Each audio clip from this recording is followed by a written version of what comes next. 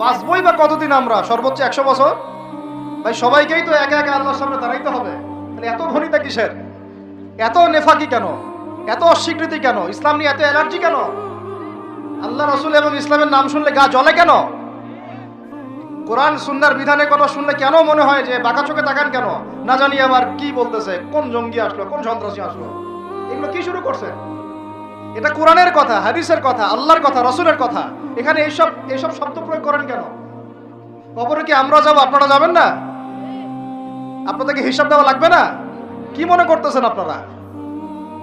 আর এই উম্মার বিজয়ের জন্য কি শুধু আমাদের একার দায়িত্ব না, সবার দায়িত্ব আছে?